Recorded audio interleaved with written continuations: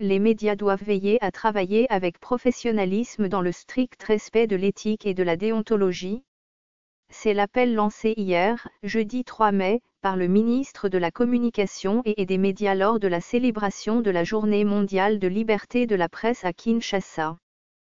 Placé sous le thème « Médias, justice et état de droit, les contrepoids du pouvoir ». Cette journée est célébrée cette année au moment où le peuple congolais attend les élections prévues pour bientôt, a déclaré Lambert Mende.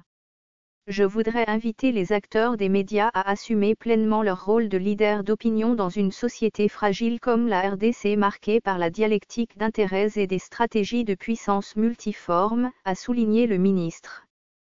Compte tenu du contexte actuel, la presse, dans un pays comme la RDC, devrait se forcer d'être un accompagnateur du processus de démocratisation pour qu'ensemble, seul le processus électoral prime et que chacun apporte sa pierre à l'édification d'un pays émerge, a déclaré Lambert Mende.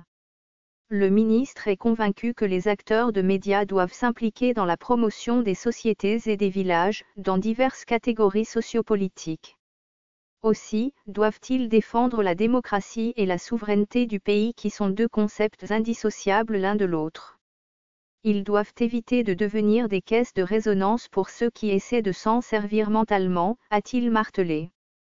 Lambert Mende a, dès lors, promis aux organisations professionnelles des médias qui ont organisé cette cérémonie, qu'il va s'impliquer au niveau de l'Assemblée nationale pour que le projet de loi sur l'accès à l'information soit examiné. Plaidoyer pour l'examen de la loi sur l'accès à l'information. Pour le secrétaire général de Journalistes en danger, l'examen au niveau du Parlement de la loi sur l'accès à l'information est vivement attendu. Cette loi sera le gage de transparence qui permettra, notamment aux médias et aux autres acteurs engagés dans les compétitions électorales, d'accéder aux sources des données et de lever les soupçons qui empoisonnent l'atmosphère politique actuellement, a souligné Chivi Chivuadi.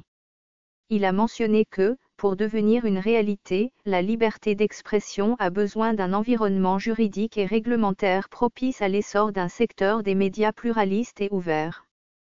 Ce secteur, a laissé entendre Chivi Chivuadi, doit être soutenu par le pouvoir politique et protégé par un état de droit. Il faut donc que la loi garantisse l'accès à l'information, notamment dans le domaine public, a-t-il noté.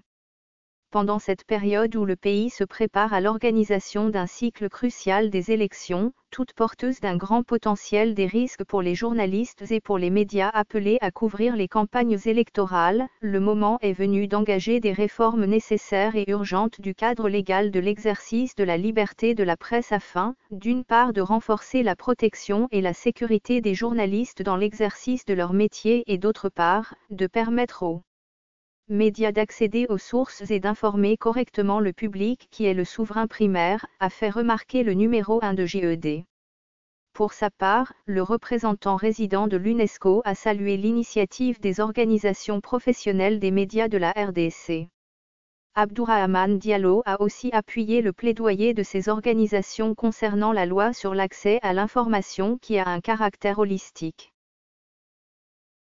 Ce fichier audio a été créé par Panopre Basic, vous pouvez le télécharger sur www.panopret.com.